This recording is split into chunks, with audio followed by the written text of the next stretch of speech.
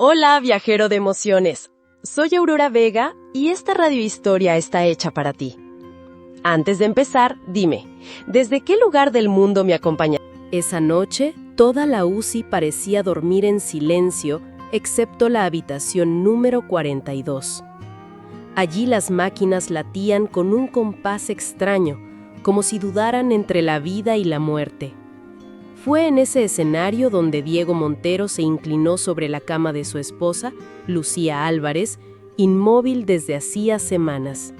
Sus ojos permanecían cerrados y su piel pálida reflejaba la luz fría de los monitores.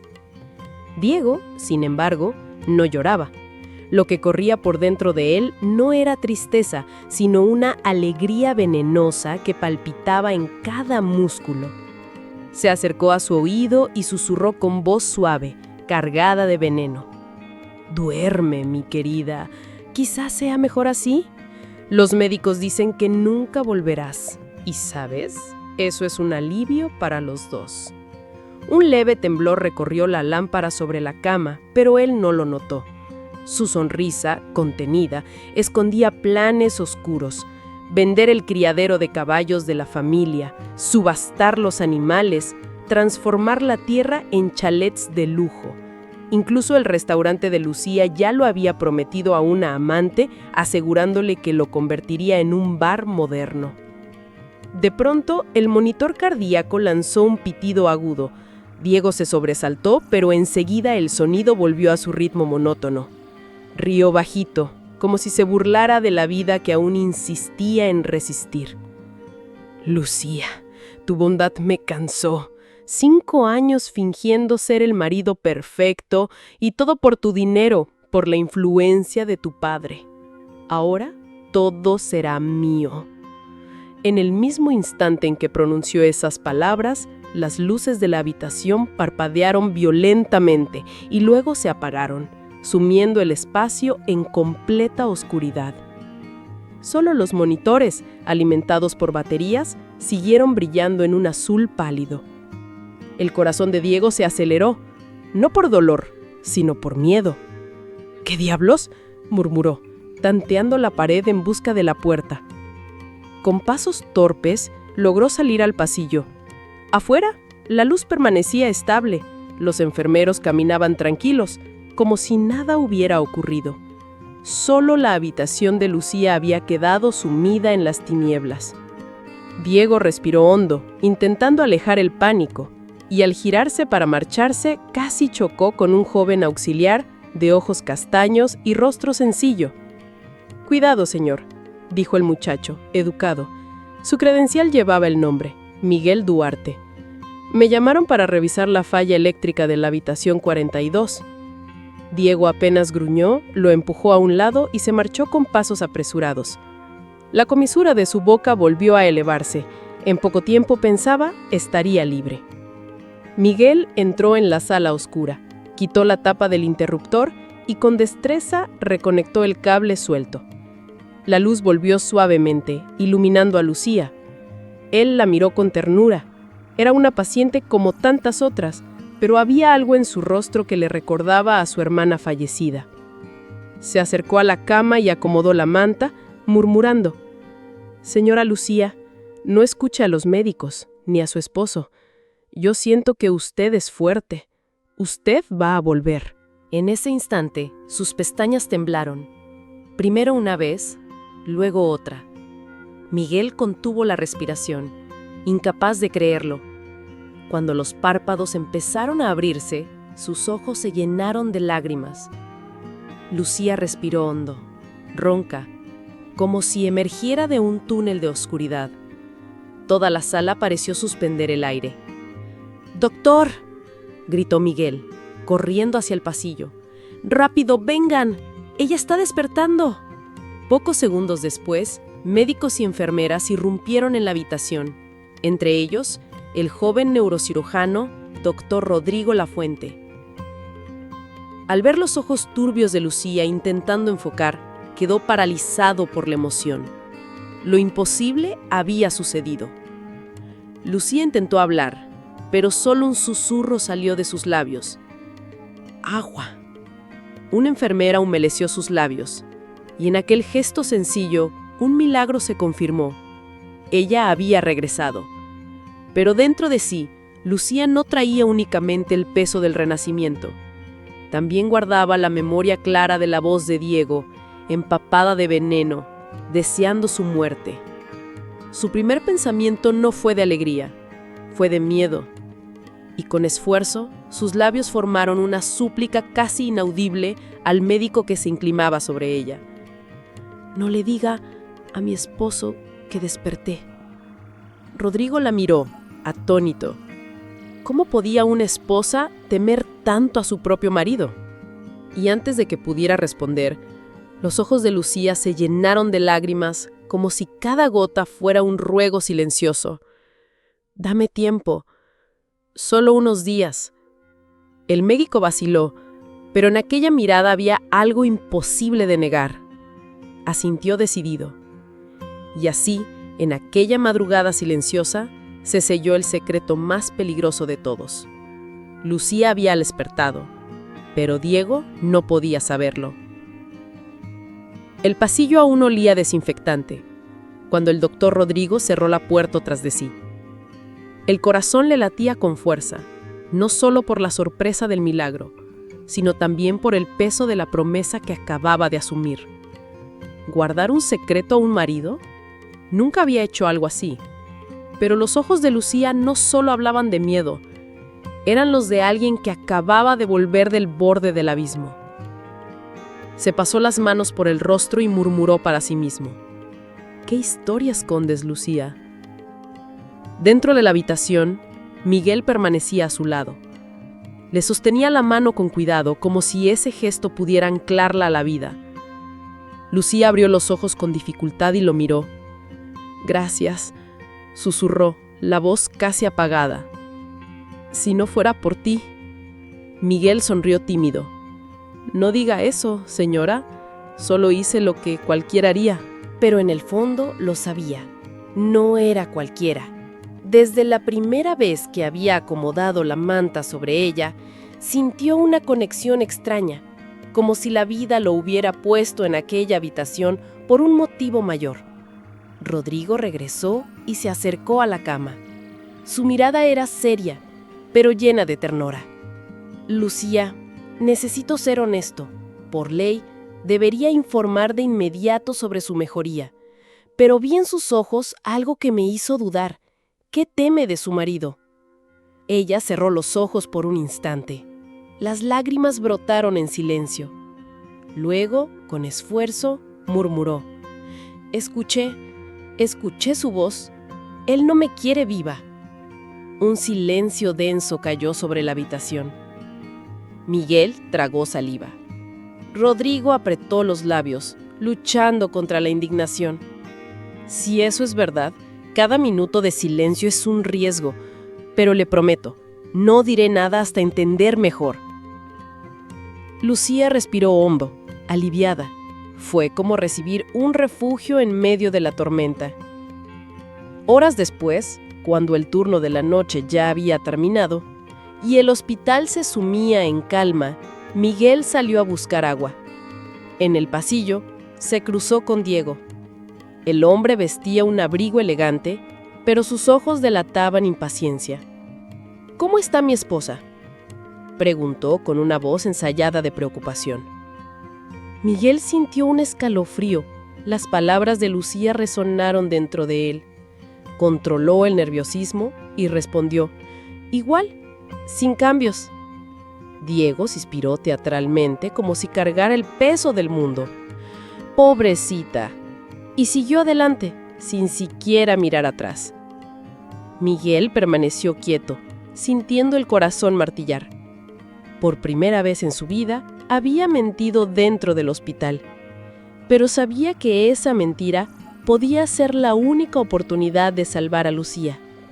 En ese mismo instante, dentro de la habitación, Rodrigo observaba cómo los monitores se estabilizaban. Con cada latido de su corazón, crecía la certeza de que habían entrado en un juego peligroso, donde la verdad podía costar demasiado caro. Y mientras la madrugada se alargaba, algo extraño ocurrió. La vieja radio dejada a la mesita de la esquina, heredada de la abuela de Lucía, soltó un suave chisporroteo, sin estar conectada a la corriente.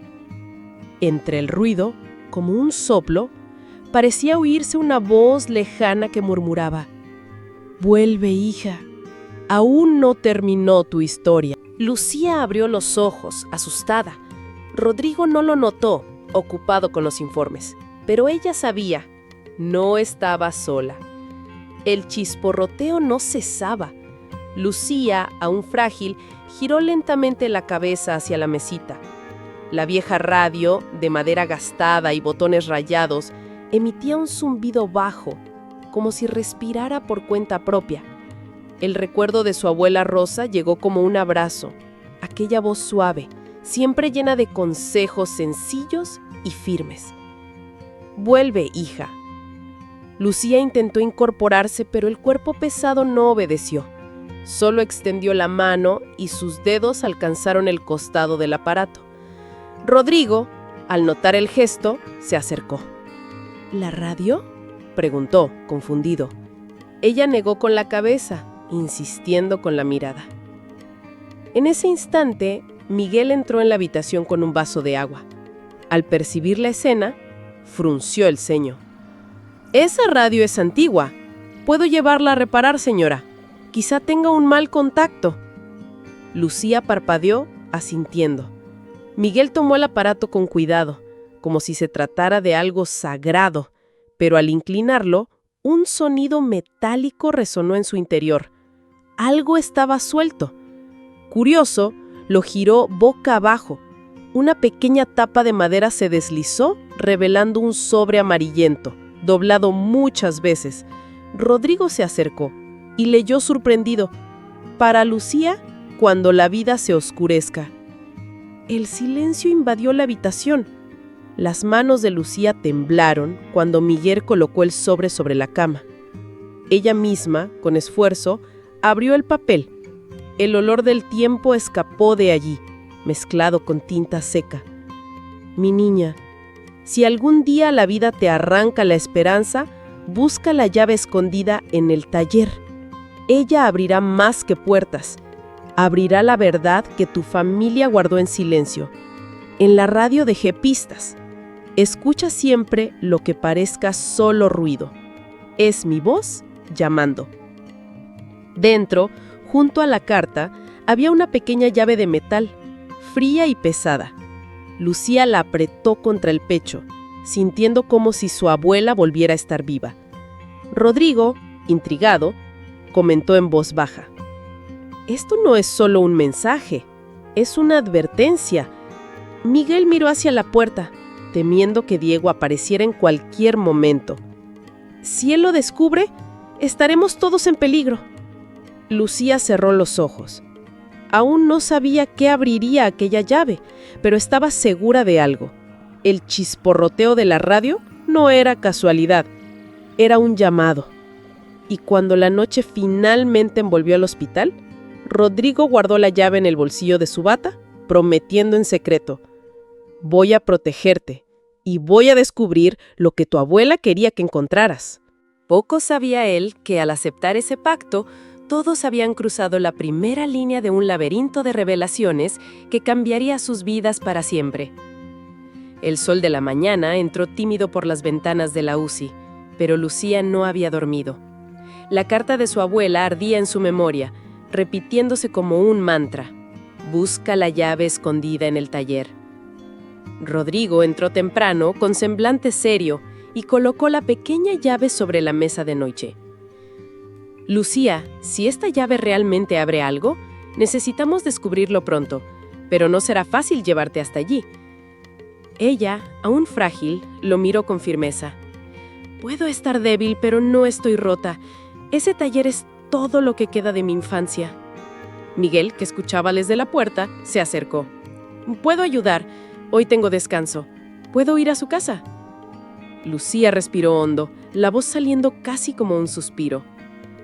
«El taller está detrás de la casa de mi padre, en la colina de Almendros. Hay una ventana de madera azul. Nadie entra allí desde su muerte». Miguel asintió y guardó la llave en el bolsillo interno de su chaqueta. Volveré antes del atardecer. El camino hacia la colina parecía arrastrar los ecos del pasado. Miguel bajó del autobús y siguió a pie por la senda estrecha de piedras. El portón rechinaba como si protestara por el abandono. El taller estaba allí, exactamente como Lucía lo había descrito. Una pequeña construcción de ladrillos, con la pintura azul descascarada en las ventanas. El olor a polvo mezclado con aceite de linaza invadió sus sentidos en cuanto empujó la puerta.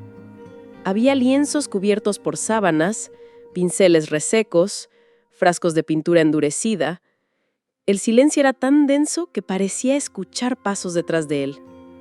En un rincón, un cabalete ocultaba un lienzo vuelto contra la pared. Miguel lo giró con cuidado. Era una pintura inacabada.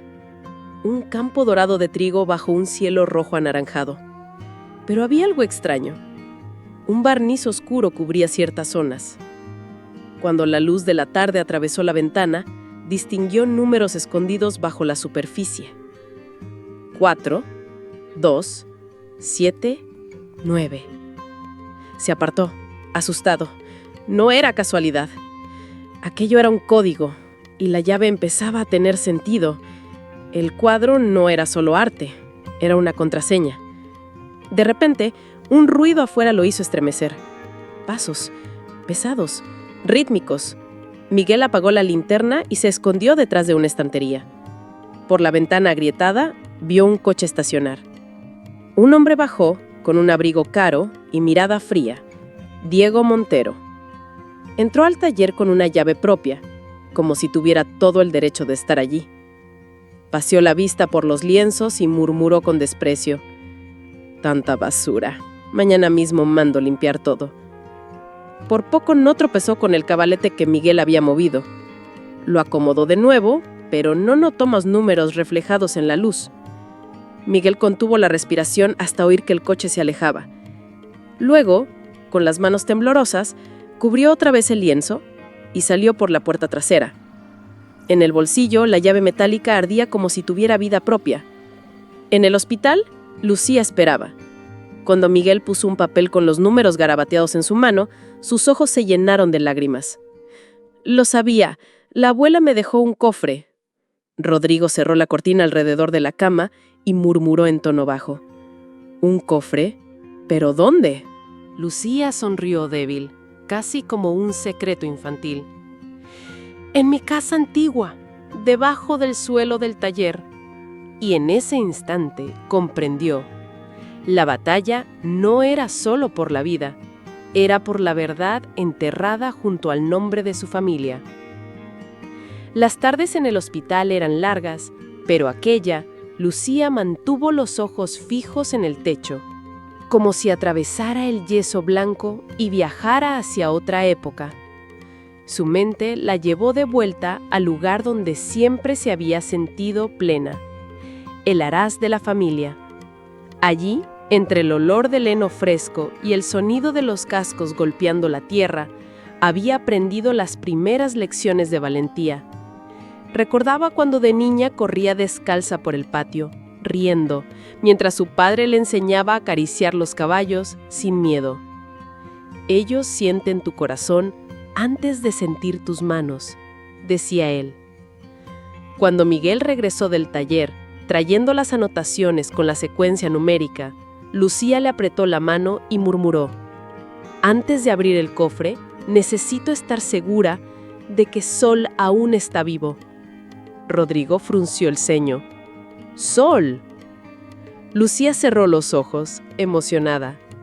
«El caballo que nació en mis brazos, un potrillo débil que todos creían que no sobreviviría. Yo lo alimenté con biberón, pasé noches enteras a su lado. Creció fuerte, radiante, el más hermoso del haraz». Miguel asintió. «Voy a averiguarlo. Conozco a alguien que puede ayudarnos». A la mañana siguiente, fue hasta el haraz. El portón de hierro aún llevaba el escudo de la familia Álvarez, pero ahora estaba oxidado, casi borrado. Quien lo recibió fue don Carmelo, el viejo caballerizo, con el rostro marcado por el tiempo y las manos encallecidas. «Don Carmelo, vengo de parte de Lucía». Los ojos del hombre brillaron. «Lucía, pensé que estaba...». Su voz se quebró. «Ven, muchacho». Dentro del establo, Miguel respiró hondo. El ambiente olía a paja húmeda y cuero antiguo, y allí, en un corral separado, estaba él, un corcel castaño con una estrella clara en la frente. Sol.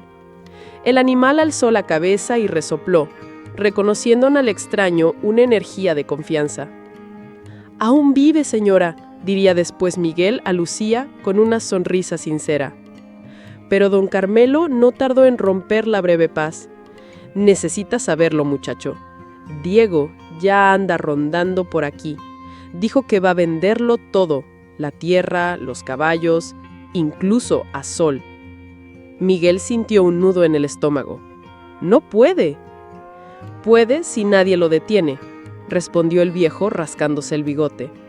«Pero mientras yo respire, retrasaré sus planes, aunque no sé por cuánto tiempo».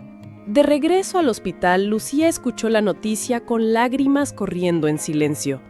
Rodrigo le sostuvo la mano. «La llave, el cofre, los números, todo esto puede ser nuestra salvación, pero tenemos que actuar rápido». Lucía respiró hondo y su voz salió firme, aunque débil. «Si Diego vende el Aras, vende mi vida. Mi marido nunca quiso ese lugar, mucho menos a los caballos. Decía que odiaba el campo y que no entendía qué veía yo allí. Creo que, en el fondo, nunca me entendió. Hasta los caballos me comprendían más que él». Y en ese instante, la vieja radio volvió a chisporrotear, como si confirmara sus palabras. Un ruido entrecortado que parecía formar una frase antigua de la abuela: «Protege lo que amas, aunque te cueste todo». Lucía cerró los ojos, sintiendo que la guerra apenas comenzaba. El olor a lluvia aún flotaba en la mañana cuando Miguel llegó de nuevo a Aras. El corazón le latía fuerte. No era solo una visita. La noche anterior, Lucía ya había pedido, con la voz temblorosa, que protegiera a Sol a cualquier precio. «Él no puede caer en manos de Diego», susurró ella. «Si se lo lleva, se llevará mi alma también». Don Carmelo ya lo esperaba junto a la cerca de madera, el sombrero gastado cubriéndole parte del rostro. «Muchacho, ¿estás seguro? Si nos atrapan, toda la culpa caerá sobre nosotros. Prefiero arriesgarme. ¿Es ahora o nunca?» Al fondo del corral, Sol relinchó, como si hubiera entendido cada palabra. Sus ojos oscuros reflejaban una mezcla de fuerza e inquietud. Miguel se acercó, acariciándole el cuello. «Tranquilo, amigo. Vamos a llevarte a un lugar seguro». Iria, la joven sobrina de Carmelo, apareció con un pañuelo atado en el cabello y una linterna vieja. «El granero de mi padre aún está vacío. Nadie sospecha de ese lugar. Podemos esconderlo ahí por unas semanas». Carmelo sonrió orgulloso del coraje de su nieta. «Esta niña tiene más fibra que muchos hombres de la ciudad».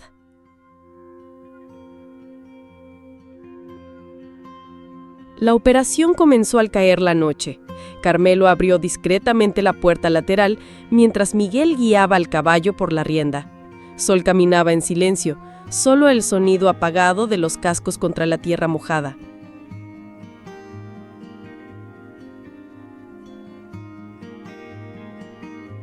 «Rápido, antes de que alguien se dé cuenta». Pero el destino no permitiría que fuera tan sencillo. Un chasquido metálico resonó en la oscuridad. Miguel se giró a tiempo para ver una cámara oculta en el poste, la luz roja parpadeando. «¡Dios mío! ¡Él nos vio!». Carmelo maldijo entre dientes. «Diego instaló esas malditas cámaras la semana pasada». El sonido de un motor que se acercaba cortó el silencio. Los faros invadieron la oscuridad, iluminando al trío en pleno acto. Un coche negro se detuvo bruscamente y de él bajó Diego, el rostro contraído de furia. «¡Lo sabía!», gritó, su voz retumbando en el campo. «¡Están robando lo que es mío!». Miguel tiró de la rienda. intentando apurar a Sol hacia el bosque y aprovechando la oscuridad para que Diego no viera su rostro. El caballo se encabritó, relinchando fuerte, como si respondiera al peligro. Iria corrió adelante, abriendo camino entre la maleza. Diego, con los puños apretados, avanzó. «¡Ese animal me pertenece! Van a pagar caro por esta traición». El ruido de los cascos acelerados se mezclaba con el rugido del motor que volvía a encenderse. El coche de Diego arrancó, salpicando barro por todas partes. Y mientras Miguel se aferraba desesperado a la crin de Sol, intentando mantener el equilibrio, nunca había montado a caballo, comprendió que se había metido en un problema mucho mayor. Una sola pregunta ardía en su mente. ¿Hasta dónde estaba dispuesto ese hombre a llegar para destruir a Lucía? Mientras Miguel e Iria corrían por los campos con Sol, en el hospital el clima parecía otro, pero la batalla era igualmente peligrosa. Rodrigo caminaba por los pasillos aún con la mente dividida entre el milagro de Lucía y el secreto que ahora cargaba como una piedra en el pecho. En la sala de reuniones, la doctora Serrano, jefa de neurología, hojeaba papeles con una sonrisa fría. A su lado, 2 administradores murmuraban en tono burocrático. «Doctor Lafuente», dijo ella, alzando la vista. «Su método para revertir estados de coma. ¡Extraordinario! Pero claro, la clínica debe asumir la autoría». Rodrigo frunció el ceño. «El método es fruto de años de investigación personal». Ella apoyó las manos sobre la mesa, firme. «No sea ingenua. Sin la estructura de esta clínica, usted jamás habría probado nada. Los créditos científicos, los informes, pertenecen al hospital». Rodrigo sintió el estómago revolverse. No era solo un robo, era borrar toda una vida de trabajo. La motivación que había nacido en su infancia cuando una desconocida lo ayudó a superar una herida en la mano. «No acepto», dijo, la voz firme a pesar de la tensión. «No firmo nada». Los administradores intercambiaron miradas incómodas. La médica jefa mantuvo su tono gélido. «Entonces, prepárese. Tengo autoridad para apartarlo, y si es necesario, me encargaré de manchar su nombre». En ese instante, el buscapersonas en su bolsillo vibró. Rodrigo contestó, aliviado por interrumpir la escena. Era Miguel, con la voz entrecortada. «Doctor, conseguimos sacar a Sol, pero Diego nos vio. Está furioso». Rodrigo cerró los ojos por un segundo, sintiendo que todos los hilos de la trama se entrelazaban. El hospital intentando robar su trabajo, Diego dispuesto a destruir a Lucía y ahora hasta los animales de la familia en peligro. Se volvió hacia la médica jefa, mirándola con una calma casi desafiante. «Puede robar papeles, doctora Serrano, pero no puede robar la verdad». Ella rió, amarga. «Ya lo veremos». Rodrigo salió de la sala, el corazón en llamas. Por primera vez comprendió que no luchaba solo por Lucía, sino también por su propia dignidad. En la UCI, Lucía despertó con la respiración corta, sintiendo un mal presentimiento. La radio volvió a chisporrotear y entre los crujidos, una frase pareció más clara que nunca. «No confíes en todos los que sonríen». Lucía cerró los ojos, un escalofrío recorriéndole la piel. Sabía que el peligro no estaba solo afuera, sino también dentro de las paredes que deberían protegerla. El Aras, que un día había sido un santuario de paz, aquella tarde parecía escenario de una afrenta. Diego Montero llegó en un SUV negro, acompañado del inversor Nicolás Herrera y de Claudia Requena, su amante.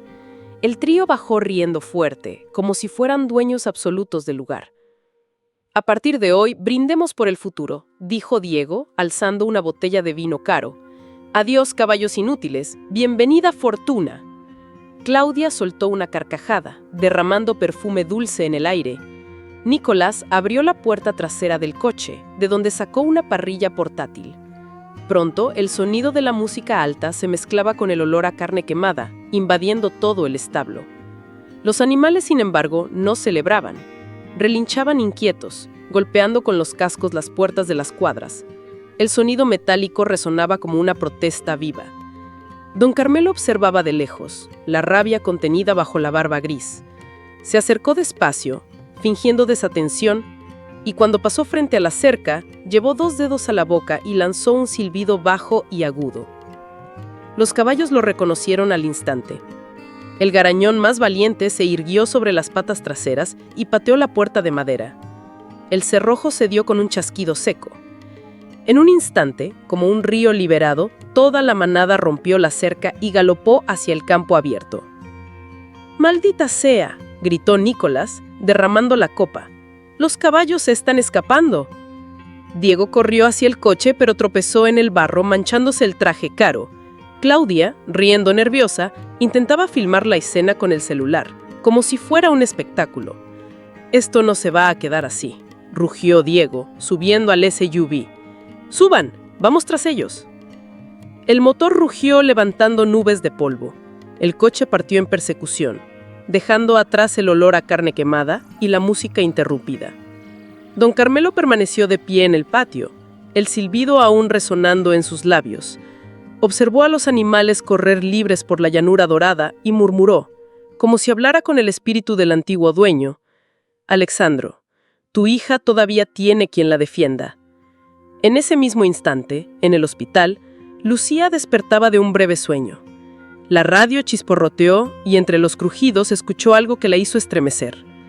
Los caballos corren, pero la sombra aún los persigue. Cerró los ojos, sintiendo la conexión invisible entre su destino y el de aquellos animales. El presagio era claro, la persecución apenas comenzaba. La noche cayó sobre la ciudad, y con ella vino el silencio pesado que antecede a las revelaciones. Miguel entró discretamente en la habitación de Lucía. Llevaba consigo la pequeña llave metálica y el papel con la secuencia numérica que había encontrado escondida en la pintura. Rodrigo cerró la puerta tras ellos. «Es hoy. Si ese cofre realmente existe, tal vez contenga la única prueba capaz de detener a Diego». Lucía se incorporó con esfuerzo, pero sus ojos brillaban con determinación. «En mi casa antigua, debajo del suelo del taller. Allí está».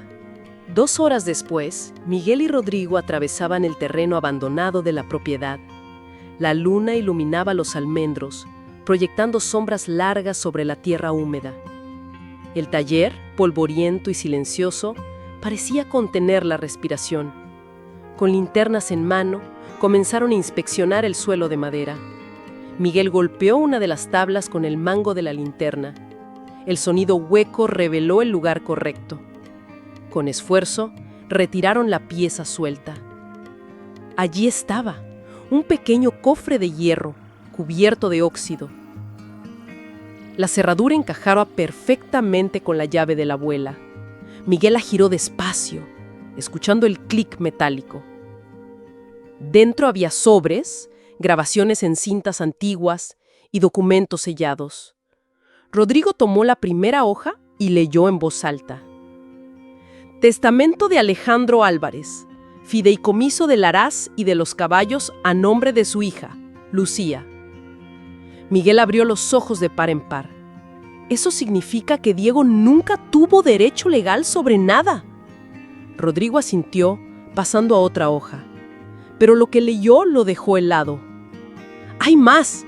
Registros bancarios, transferencias sospechosas hechas a nombre de Diego. Parece desvío de dinero. En el fondo de la caja encontraron una cinta de cassette marcada solo con la palabra «verdad». Rodrigo la colocó en un viejo reproductor hallado en el taller. La voz grave de Alejandro Álvarez llenó el espacio, mezclada con el chisporroteo de la grabación. «Si algún día esta cinta llega a las manos de Lucía, quiero que sepa que nunca confié en Diego Montero. Descubrí transacciones ocultas y amenazas veladas. Él no es digno de mi hija ni de nuestra herencia». El silencio que siguió pesó como plomo. Rodrigo cerró el reproductor. «Esto es suficiente para llevarlo ante la justicia». Miguel contuvo la respiración. Entonces, Alejandro ya sospechaba. Rodrigo asintió, hojeando los documentos. Había extractos bancarios que comprobaban el desvío de fondos, contratos de venta falsificados y en el sobre sellado con cera, un testamento actualizado. El haraz y todos los caballos estaban a nombre exclusivo de Lucía. Sin embargo, lo que más los intrigó fue la pequeña caja de madera. Dentro encontraron otra cinta de cassette y un pincel viejo, aún con restos de pintura azulada. Rodrigo levantó el objeto a la luz de la linterna. ¿Un pincel? ¿Por qué guardarlo junto a la prueba más importante? Miguel recordó las palabras de Lucía sobre su infancia en el taller. Tal vez sea más de lo que parece. Rodrigo se acercó al lienzo inacabado que aún reposaba en el caballete. Con la punta del pincel rascó suavemente una de las capas de barniz. Lentamente apareció un detalle oculto, un número de cuenta bancaria pintado bajo el paisaje. ¡Santo Dios!, murmuró Miguel. Es como si hubiera usado la propia pintura como un cofre. El aire en el taller se volvió pesado, no por cámaras ni vigilantes, sino por la sensación de que Alejandro Álvarez había creado un enigma más allá de su muerte. Una senda de secretos, dejada solo para quien tuviera el valor de descifrarlos. Rodrigo cerró el cofre, guardando los papeles en su chaqueta. Antes de salir, el viento atravesó las ventanas rotas e hizo que la vieja radio chisporroteara nuevamente, aunque estaba apagada. Entre el ruido, ambos juraron oír una frase casi susurrada. «Busca la segunda llave». Se miraron, erizados. El cofre no era el final del misterio, era apenas la primera puerta. El Tribunal Distrital de Granada olía a madera encerada y a papel antiguo. Lucía seguía internada, pero Rodrigo y Miguel, cargando los documentos y la cinta del cofre, habían entregado todo a las autoridades. Era solo cuestión de tiempo hasta que Diego fuera citado a declarar. Aquella mañana, Diego llegó vestido impecablemente, con un luto calculado en el rostro. Saludó a los oficiales con falsa cordialidad y entró en la sala como quien ya se considera vencedor. «Estoy a disposición de la justicia», dijo con voz mansa. «Mi única preocupación es mi esposa enferma». El comisario, un hombre de bigote espeso llamado comisario Salvatierra, abrió una carpeta y comenzó a la lectura. «Señor Montero, tenemos aquí movimientos bancarios que coinciden con transferencias de empresas ligadas a Alejandro Álvarez. ¿Podría explicarlo?». Diego sonrió, acomodándose la corbata. «Naturalmente, yo era responsable de las inversiones de la familia, todo dentro de la ley». Pero al ser confrontado con la copia del testamento que dejaba el aras exclusivamente a Lucía, su máscara comenzó a resquebrajarse. Un sudor discreto le resbaló por las sien. «Ese documento no puede ser válido». Salvatierra se apoyó en la mesa y lo miró con ojos de águila. «Curioso, porque tenemos también esta grabación». Rodrigo apretó el botón de la grabadora y la voz grave de Alejandro resonó. «Si Diego Montero algún día intenta tomar lo que no le pertenece, sepan que no es más que un usurpador». El silencio que siguió fue sofocante. Diego carraspeó, intentando retomar el control. «Son palabras de un hombre enfermo. No significan nada jurídicamente». Fue entonces cuando cometió el error fatal. En un arrebato de ira, se inclinó hacia adelante y murmuró, olvidando que todo aún se grababa en la audiencia. «Si Lucía hubiera quedado en coma, nada de esto saldría a la luz». Toda la sala se agitó. El comisario arqueó la ceja. ¿Puede repetir lo que dijo? Diego palideció, dándose cuenta demasiado tarde de que su propia boca había revelado el secreto. Intentó retroceder. Yo quise decir que su vida ya estaba pendiente de un hilo. Pero las palabras ya estaban registradas, su voz clara e irrefutable. Rodrigo cerró los ojos, sintiendo la tensión explotar en su pecho. Miguel, a su lado, apretó los puños. Al otro lado de la ciudad, en el hospital, Lucía despertó de un breve sueño con el corazón acelerado, sin saber por qué. La radio, silenciosa hasta entonces, chisporroteó de nuevo y entre el ruido ella juró escuchar. El enemigo se delata a sí mismo. Lucía llevó la mano al pecho. Algo le decía que, allá afuera, el destino de Diego comenzaba a dibujarse no por venganza, sino por la verdad que él mismo no pudo ocultar. El hospital estaba en silencio cuando Lucía se despertó sobresaltada. El cuerpo le parecía más pesado que nunca, como si cada músculo guardara memorias que no quería revelar. Llevó la mano al pecho y cerró los ojos. La radio permanecía callada, pero dentro de ella había otro chisporroteo. Recuerdos que venían en oleadas, sin pedir permiso.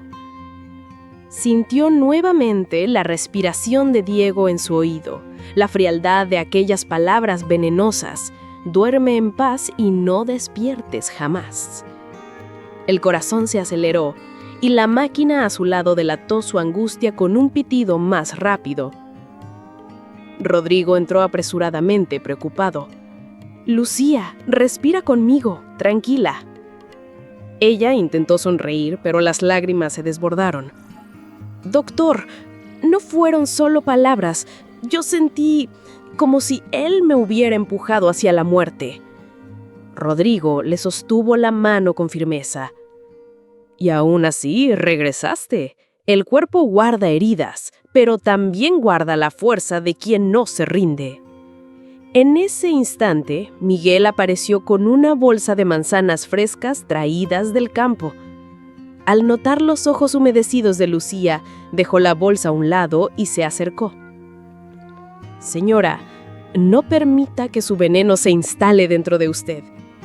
He visto caballos heridos levantarse cuando todos decían que ya no podían, y vi en sus ojos la misma llama». Lucía respiró hondo. Su cuerpo aún temblaba, pero poco a poco el recuerdo doloroso comenzó a mezclarse con otras imágenes. El campo dorado, las mañanas en el haraz, el potrillo sol naciendo entre paja y sudor. Murmuró, casi como una oración. Mi abuela decía, el dolor también puede ser maestro. Rodrigo asintió, emocionado. Entonces, aprende de él, Lucía. Cada temblor, cada recuerdo que regresa, es tu cuerpo diciendo que estás viva. En ese preciso momento, la radio chisporroteó como si confirmara sus palabras, pero a diferencia de las veces anteriores, no fue solo un susurro. Una voz clara atravesó la estática. No escondas tus lágrimas. Son semillas de tu nueva fuerza. Lucía cerró los ojos y dejó que 2 lágrimas rodaran libremente. Por primera vez desde que había despertado, no intentó reprimirlas. Y en el fondo sabía, el verdadero enemigo no era solo Diego, sino el miedo que aún intentaba encadenarla. Y vencer ese miedo sería la mayor de todas las batallas. Ella solo quería estar bien, lista para enfrentar el problema de frente, pero sabía que quizás correría un peligro aún mayor. La madrugada traía el sonido distante de la llovizna golpeando contra las ventanas del hospital.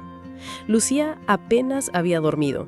Su corazón seguía pesado, pero había algo distinto en su respiración, como si cada lágrima derramada hubiera abierto espacio para algo nuevo. Miguel, incansable, acomodaba la vieja radio sobre la mesita. Al limpiarla con un paño, notó una pequeña ranura en el forro de madera. Tocó allí y sintió que algo se movía. «Espere, hay algo más escondido». Con cuidado, retiró un papel doblado muchas veces, casi pegado al interior de la radio. Lucía abrió los ojos de par en par. Era la caligrafía inconfundible de su abuela. Rodrigo se acercó, ayudándola a desplegar el papel. La carta estaba manchada por el tiempo, pero aún legible. Mi niña Lucía, si has llegado hasta aquí, significa que la vida te probó con dolores que yo hubiera querido evitarte. Escucha con atención. Ayudar nunca debe significar perderte a ti misma. La generosidad sin límites atrae depredadores, y el amor sin dignidad es solo cadena. Protege lo que es tuyo, aunque el mundo diga que estás equivocada. No lo estás. El corazón sabe la diferencia entre sacrificio y esclavitud. Lucía apretó la carta contra el pecho. Las palabras resonaron como bálsamo en su alma. Ella lo sabía, abuela siempre lo sabía. Por eso nunca soltó su radio, lo llevaba como un amuleto. Rodrigo le tocó el hombro con ternura. Esas palabras no son solo un recuerdo, son dirección. Miguel emocionado comentó, parece que las hubiera escrito para este momento exacto. Lucía respiró hondo y su voz salió firme, distinta de la fragilidad de antes. No pediré más tiempo, llegó la hora de actuar. Rodrigo la miró sorprendido. ¿Actuar cómo? Necesito una audiencia, necesito que la ley sepa la verdad. Diego no puede destruir lo que mi padre construyó. Miguel asintió, decidido. Yo mismo iré contigo, no estás sola. En ese instante, la radio chisporroteó nuevamente, pero en lugar de palabras, una melodía suave se infiltró en la habitación. Era una canción antigua que su abuela solía tararear en las mañanas de Laras. El sonido parecía imposible, proveniente de un aparato apagado. Lucía sonrió con lágrimas en los ojos y dijo, «Es una señal». Y cuando cerró los ojos para escuchar mejor, no sintió solo la presencia de su abuela. Sintió que, por primera vez desde que había despertado, no tenía miedo. La solicitud de audiencia corrió como fuego en rastrojo. Al día siguiente, el juez marcó una sesión extraordinaria para evaluar los documentos presentados por Rodrigo y Miguel. Para muchos, era solo un proceso más de herencia. Para Lucía, era su vida entera en juicio. En la mañana del encuentro, Rodrigo entró en su habitación. ¿Estás segura de esto? Puede ser extenuante para tu estado. Lucía lo miró con una serenidad inesperada. Prefiero enfrentar cansada que vivir callada. Miguel llegó poco después, trayendo un vestido sencillo y un chal azul, guardados por Carmelo en el Aras. Tu abuela decía que el azul era el color de la dignidad. Lucía sonrió emocionada y se vistió con la ayuda de una enfermera. En el tribunal, el aire parecía pesado. Diego ya la esperaba, impecable en un traje gris, la mirada venenosa intentando atravesarla. A su lado, Claudia fingía neutralidad, pero sus ojos traicionaban inquietud. Cuando Lucía entró, apoyada en el brazo de Miguel, un murmullo recorrió la sala. Muchos no creían que hubiera sobrevivido a la cirugía. Diego, por un instante, perdió el control de la máscara. La sorpresa pasó por su rostro como una sombra. El juez inició la sesión. Rodrigo entregó los documentos del cofre y la grabación de Alejandro Álvarez. Mientras el audio resonaba en la sala, la voz firme del padre denunciando su desconfianza en Diego, Lucía sintió los ojos humedecerse. Era como si él estuviera allí, de pie, protegiéndola una vez más. Diego se levantó, exaltado. Mentira, todo esto fue forjado. Mi esposa hizo una pausa, como si le costara llamarla así. Mi esposa no está en condiciones de comprender lo que ocurre. El juez alzó la mano, ordenando silencio. Señor Montero, manténgase con postura. Lucía respiró hondo y pidió la palabra. Su voz, aunque débil, llenó el salón. Mi padre me enseñó que la bondad no se negocia y que la dignidad tampoco. Hoy no estoy aquí solo para defender bienes, sino para decir que el amor no es prisión y que el silencio nunca más será mi respuesta. Las palabras resonaron, conmoviendo incluso a algunos funcionarios que bajaron la vista avergonzados. Diego, desesperado, dejó escapar lo que no debía. «Estás bajo el efecto de medicamentos. No tienes noción de lo que dices». El silencio fue absoluto. El juez tomó nota, implacable. Rodrigo miró a Miguel, que cerró los puños, conteniendo la rabia. Lucía, sin embargo, permaneció serena. Sabía que cada palabra de Diego era una piedra más sobre sí mismo. Cuando la sesión fue suspendida para el análisis de las pruebas, ella sintió el peso del valor en su cuerpo frágil. El esfuerzo le pasaba factura. El corazón latía acelerado y las manos temblaban. Rodrigo la ayudó a sentarse, preocupado. Fue demasiado para ti hoy. Ella sonrió cansada, pero convencida. Tal vez, pero valió la pena. El coraje siempre cobra un precio. Y mientras apoyaba la cabeza en el chal azul, la radio que Miguel había traído escondida en la bolsa chisporroteó suavemente, como si confirmara: el precio de la verdad siempre abre la puerta de la libertad. Lucía cerró los ojos sabiendo que, aún exhausta, había dado el paso que lo cambiaría todo. El tribunal se había vaciado al caer la tarde, pero el eco de las palabras de Lucía aún flotaba en el aire. En los pasillos, Claudia caminaba con pasos apresurados, como si quisiera huir de sí misma.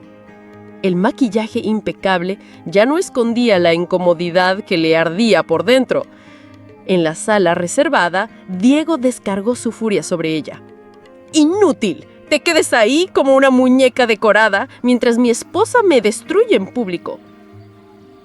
Claudia tragó saliva. Durante años había aceptado sus regalos y promesas, pero aquella tarde, al escuchar a Lucía hablar de dignidad con voz quebrada y firme, algo se rompió dentro de ella. Se miró en el reflejo de un espejo del pasillo. Ojos cansados, brillo vacío, como si fuera solo un accesorio de un hombre ambicioso. Al día siguiente, Claudia buscó discretamente a Rodrigo. Se encontraron en el estacionamiento del hospital. Ella se quitó las gafas oscuras y le entregó un sobre. Aquí están: mensajes, contratos, pruebas. Todo lo que Diego me hizo guardar en secreto. Rodrigo guardó silencio por un instante. ¿Por qué me lo entregas ahora? Ella suspiró, la voz entrecortada. Porque me vi en ella, en Lucía. Yo también acepté mentiras creyendo que era amor, pero nunca lo fue. No voy a mentir, me sentía cómoda con un hombre exitoso que me daba la vida que siempre soñé. Sabía de su esposa, sabía que estaba enferma, pero no sabía que era así. Si es capaz de hacerle esto a ella después de tantos años juntos, conmigo no será distinto. Su único interés es el poder. Y ya no quiero ser cómplice. Miguel, que observaba a distancia, se acercó desconfiado. ¿Y si es otro juego de Diego? Claudia lo miró a los ojos sin apartar la vista. No gano nada con esto. Al contrario, puedo perder mucho, pero prefiero perder al lado de la verdad que vencer al lado de él. Rodrigo abrió el sobre. Había copias de correos electrónicos, movimientos bancarios e incluso un mensaje grabado en el que Diego hablaba abiertamente de vender el Aras y deshacerse del estorbo que era Lucía. Pruebas que podían cambiar el rumbo del proceso. Claudia respiró hondo, casi como quien se despide de una versión antigua de sí misma. Dígale a ella que no está sola. Antes de que Rodrigo respondiera, se alejó, tragada por el bullicio de la calle. Esa noche, Lucía reposaba con la radio a su lado. Rodrigo entró, colocando el sobre la mesa. Esto vino de donde menos lo esperábamos. Lucía abrió los ojos despacio. De Claudia, ¿verdad? Rodrigo asintió. Lucía sonrió, triste pero serena. El mal también se cansa de ser mal. A veces, el propio espejo devuelve la verdad. La radio chisporroteó en ese instante y la voz de la abuela pareció atravesar el aire. Incluso las sombras pueden señalar el camino de la luz. Lucía cerró los ojos, permitiéndose creer que hasta los enemigos podían, sin querer, convertirse en aliados. El amanecer trajo un frío cortante, como si hasta el viento quisiera presenciar el juicio. El tribunal estaba lleno, periodistas, curiosos, vecinos de la familia Álvarez. Todos murmuraban cuando Lucía entró, envuelta en el chal azul de su abuela, caminando despacio, apoyada en Miguel. El silencio que se hizo parecía reverencia. Diego ya estaba allí, el rostro rígido, los ojos chisqueando de rabia contenida. A su lado, abogados, alineados como soldados. Claudia, en cambio, permanecía apartada, discreta, como si ya no perteneciera al mismo campo de batalla. El juez, un hombre de voz grave y porte imponente, abrió la sesión. Hoy escucharemos a las partes y analizaremos las pruebas entregadas. Que prevalezca la verdad. Rodrigo presentó los documentos del cofre, el testamento, Y, por último, el sobre traído por Claudia. Cada hoja leída en voz alta sonaba como martillazos en el silencio de la sala. Correos electrónicos, registros de cuentas y la grabación donde Diego decía: «Si Lucía hubiera quedado en coma, nada de esto saldría a la luz». Un murmullo recorrió al público. Diego se levantó, intentando recuperar el control. «¡Eso es manipulación! ¡Mi esposa está debilitada! ¡Fue influenciada por oportunistas que buscan mi ruina!». Lucía se irguió lentamente. A cada paso parecía reunir la fuerza de todas las mujeres que vinieron antes de ella. Cuando llegó al centro de la sala, su voz salió clara, aunque quebrada por la emoción. «Señor juez, no estoy aquí por venganza. Estoy aquí porque la verdad no puede permanecer enterrada. El amor que mi padre me enseñó no cabe en contratos falsos ni en amenazas. Mi aras, mis caballos, son parte de mí y nadie tiene derecho a borrarlo». Las palabras resonaron y algunos presentes se enjugaban discretamente las lágrimas. Claudia bajó la mirada, tomada por la vergüenza y el alivio al mismo tiempo. El juez hizo una señal para que encendiera la grabadora del tribunal. Rodrigo colocó la cinta de Alejandro Álvarez. La voz del patriarca, firme y llena de convicción, llenó la sala. Si Diego Montero algún día intenta usurpar lo que es de Lucía, sepan que jamás tuvo mi consentimiento. Diego, rojo de furia, dio un paso adelante, pero fue contenido por su propio abogado. El juez golpeó el mazo. «La sesión queda suspendida para el análisis de las pruebas. Retomaremos después del receso». Lucía volvió a su asiento exhausta, pero con la dignidad intacta. Rodrigo le acomodó el chal en los hombros y Miguel le apretó la mano como quien transmite fuerza silenciosa. En ese instante, la radio, guardada en la bolsa de Miguel, chisporroteó brevemente emitiendo una frase casi nítida.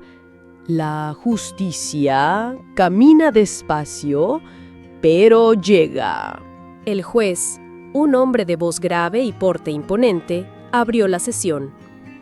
«Hoy escucharemos a las partes y analizaremos las pruebas entregadas. Que prevalezca la verdad». Rodrigo presentó los documentos del cofre, el testamento y, por último, el sobre traído por Claudia. Cada hoja leída en voz alta sonaba como martillazos en el silencio de la sala. Correos electrónicos, registros de cuentas y la grabación donde Diego decía: «Si Lucía hubiera quedado en coma, nada de esto saldría a la luz». Un murmullo recorrió el público. Diego se levantó, intentando recuperar el control. «Eso es manipulación. Mi esposa está debilitada. Fue influenciada por oportunistas que buscan mi ruina». Lucía se irguió lentamente.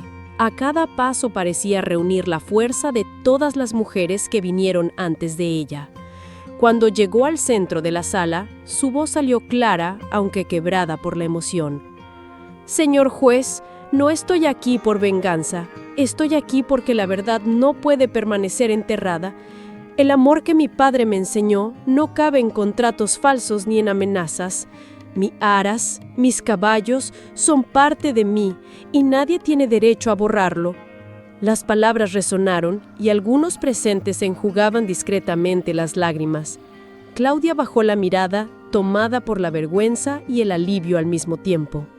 El juez hizo una señal para que encendieran la grabadora del tribunal. Rodrigo colocó la cinta de Alejandro Álvarez. La voz del patriarca, firme y llena de convicción, llenó la sala. Si Diego Montero algún día intenta usurpar lo que es de Lucía, sepan que jamás tuvo mi consentimiento. Diego, rojo de furia, dio un paso adelante, pero fue contenido por su propio abogado. El juez golpeó el mazo. La sesión quedó suspendida para el análisis de las pruebas. Retomaremos después del receso. Lucía volvió a su asiento exhausta, pero con la dignidad intacta. Rodrigo le acomodó el chal en los hombros y Miguel le apretó la mano como quien transmite fuerza silenciosa. En ese instante, la radio, guardada en la bolsa de Miguel, chisporroteó brevemente, emitiendo una frase casi nítida. La justicia camina despacio, pero llega. Lucía cerró los ojos. El frío de la mañana aún estaba allí, pero dentro de ella una llama comenzaba a encender lo imposible: la esperanza. El tribunal reabrió tras el receso, pero la atmósfera ya no era la misma. El público esperaba, ansioso, como si algo inevitable estuviera a punto de ocurrir. Lucía respiraba con dificultad, pero mantenía la cabeza erguida. Rodrigo ordenaba papeles. Miguel se mantenía alerta como un guardia invisible. Diego entró tarde. La corbata mal anudada, la mirada turbia. Tal vez había bebido durante el receso. Claudia caminaba detrás, pero se detuvo en la puerta, incapaz de acercarse. El juez retomó. Señor Montero, ante las pruebas presentadas, el tribunal exige explicaciones claras. Diego abrió la boca, pero su voz salió más alta de lo necesario, como un grito disfrazado de defensa. «¡Todo esto es un complot!», golpeó la mesa con la mano. «Lucía está manipulada. Yo siempre fui un marido dedicado». Las palabras resonaron, pero no convencieron a nadie. Al fondo de la sala, una mano se levantó. Era Claudia. El juez autorizó su intervención. Con pasos temblorosos, se colocó frente al micrófono. «Durante años», la voz le falló, pero continuó. «Durante años fui cómplice. Guardé documentos, mentí a petición de él, pero ya no puedo cargar con ese peso». De su bolso sacó un pendrive. Rodrigo le ayudó a conectarlo al proyector del tribunal. La pantalla se iluminó, revelando mensajes de voz de Diego grabados por descuido en noches de embriaguez. La primera sonó alta y clara. «Claudia, cuando esa mujer finalmente muera, seremos libres. El Aras será nuestro tesoro. Nadie sospechará». Un silencio absoluto llenó la sala. Hasta el juez abrió los ojos con asombro. Diego tambaleó, pálido, intentando arrancar el dispositivo, pero dos oficiales se interpusieron. «¡Mentira! ¡Es un montaje!», gritaba, pero su propia voz, repetida en las grabaciones, lo desmentía. Lucía cerró los ojos y lágrimas silenciosas rodaron por su rostro. No eran de dolor, sino de liberación. El peso que había cargado por años estaba ahora expuesto ante todos.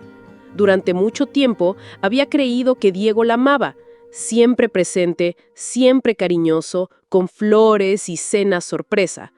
Pero con los años comprendió que ese afecto no era el mismo que él dedicaba a los negocios de la familia. El juez se puso de pie. «Señor Montero, por las evidencias incontestables de fraude, desvío y tentativa de homicidio, decreto su prisión preventiva inmediata». Las esposas brillaron bajo la luz fría de la sala.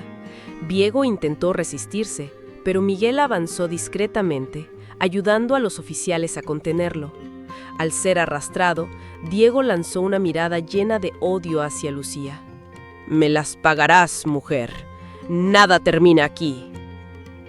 Lucía no respondió, solo alzó el mentón y con voz firme declaró ante todos: «Termina, sí, hoy termina».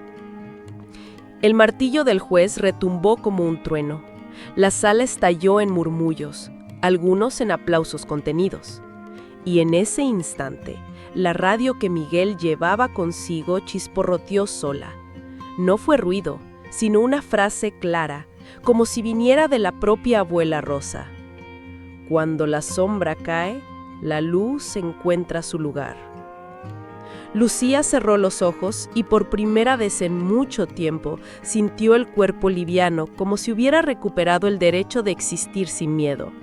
Pero en el fondo de su alma sabía: la batalla por la justicia apenas comenzaba. El silencio después de la tormenta tenía un sabor extraño. Al día siguiente del juicio, el hospital ya no parecía prisión, sino refugio. Lucía, aún debilitada, Pidió que abrieran las cortinas, quería ver nacer la mañana. Miguel entró cargando una cesta sencilla de frutas frescas y flores silvestres que Iría le había enviado. Dice que las flores son para traerle esperanza, señora. Lucía sonrió, acariciando los tallos delicados. Esperanza. A veces parece algo pequeño, pero es lo que sostiene todo. Rodrigo llegó poco después, trayendo noticias. Diego fue trasladado a prisión preventiva. El juez no tuvo dudas. Pero aún hay heridas abiertas, Lucía. No todo termina con esposas. Ella lo miró a los ojos. Lo sé. Por eso quiero empezar diferente. Rodrigo frunció el ceño. ¿Diferente cómo? Lucía pidió papel y bolígrafo. Con la mano aún temblorosa, escribió unas líneas. Miguel miró curioso. No eran acusaciones ni órdenes, sino una donación. Quiero destinar parte de los fondos recuperados al ala de oncología. Hay mujeres que ni siquiera tienen analgésicos para enfrentar el dolor. Mi abuela decía, la generosidad con límites es cura, no cadena. Rodrigo respiró hondo, conmovido. Estás devolviendo el mal que recibiste en forma de cuidado. Exacto. No voy a permitir que el odio me defina. Más tarde, al caer la tarde, Miguel llevó a Lucía hasta el jardín del hospital en una silla de ruedas. El viento olía a tierra mojada y un grupo de niños corría por allí riendo fuerte. Uno de ellos se acercó y le entregó una margarita arrugada. «Para ti, señora». Lucía sostuvo la flor como si fuera un tesoro. Sus ojos se humedecieron. La vida siempre encuentra la manera de recordarnos que aún vale la pena. En ese momento, la radio en el regazo de Miguel chisporroteó sola, y una melodía suave llenó el aire. Un bolero antiguo que Rosa siempre tarareaba. No había enchufe, no había lógica, solo señal. Lucía cerró los ojos y murmuró: «Gracias, abuela. Estoy aprendiendo a devolver sin perderme». Y allí, con la flor en la mano y la música flotando en el aire, sintió que retribuir no era anularse. Era exactamente lo contrario. Era elegir, de pie y con dignidad, lo que valía la pena dejar en el mundo. Los días en el hospital le dieron a Lucía un poco más de fuerza, pero también la certeza de que necesitaba respirar fuera de esas paredes. Miguel insistió en que ya era hora de llevarla al campo, y ella aceptó, con un ruego en la mirada. Necesito ver a Sol otra vez. Necesito sentir que aún queda algo en pie en mi vida. En la mañana brumosa, siguieron por el camino estrecho que llevaba a Laras.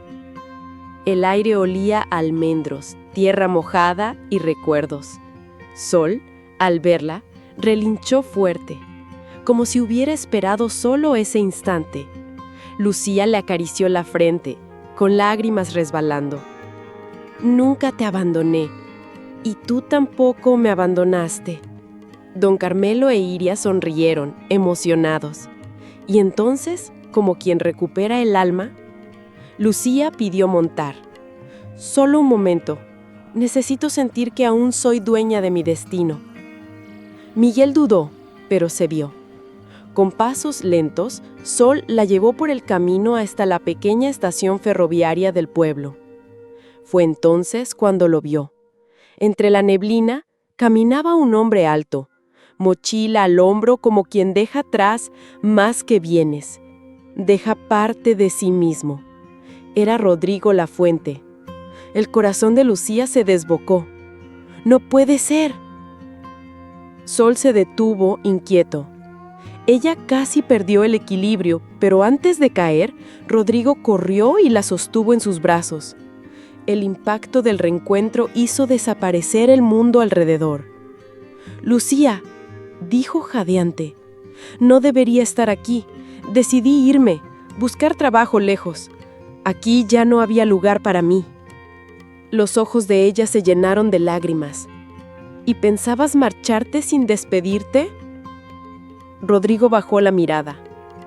«No quería aumentar tu carga, pero la verdad es que no pude dar el paso final. Algo me tiraba de vuelta. Quizá eras tú. Lucía le tocó el rostro con manos temblorosas. No es quizá, Rodrigo. Es certeza. Mi historia no terminó, y la tuya tampoco. El sol rasgó la neblina, bañándolos a ambos en luz dorada. Miguel e Iria, que observaban a distancia, se miraron en silencio, entendiendo que no presenciaban solo un reencuentro, sino un destino que por fin se alineaba. En sus brazos, Lucía volvió a sentirse entera, no solo superviviente, sino viva. Lucía aún sentía los brazos de Rodrigo alrededor cuando el silencio de la estación fue roto únicamente por la respiración profunda de Sol. Era como si el mundo entero aguardara las palabras que él necesitaba decir. Rodrigo se apartó un poco, la mochila aún colgando del hombro. Lucía, me iba porque aquí ya no había espacio para mí.